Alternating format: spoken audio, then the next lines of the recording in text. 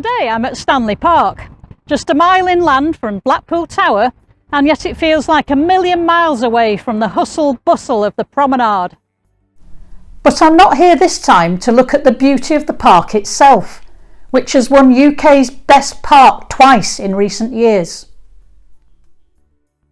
But 95 years ago, when Lord Stanley opened these gates, hence the name Stanley Park, there was one thing missing from his trip.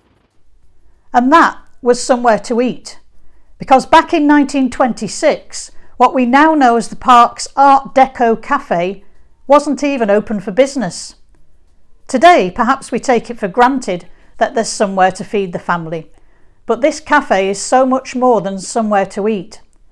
Sometimes it's not just good food and good company that makes the occasion. Just sometimes you might hit upon a gem such as this for its architectural surroundings and its location.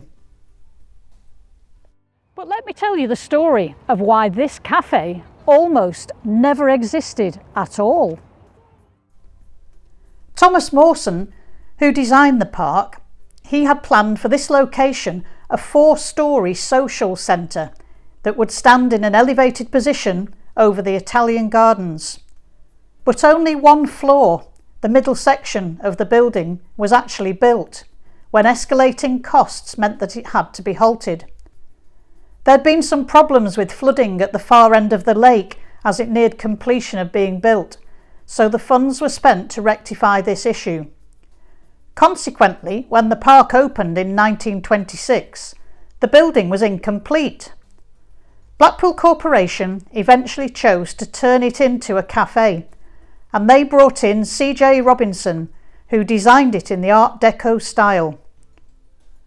Although this stone displays the date of 1936, it actually opened in 1937.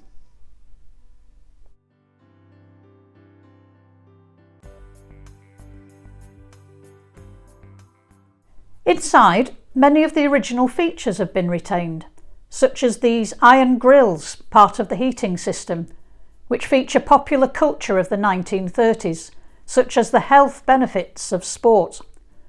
Also, the skylights in the ceiling, which allow so much light in, adding to the large windows that overlook the Italian gardens. My name is Sean, and it's a family-run business in the Art Deco Café, the Gallagher family. It's a thriving business, and since the rise of afternoon teas the last 5 or 6 years, it makes it an ideal venue for afternoon teas with vintage tea settings against the background of the wonderful Italian gardens.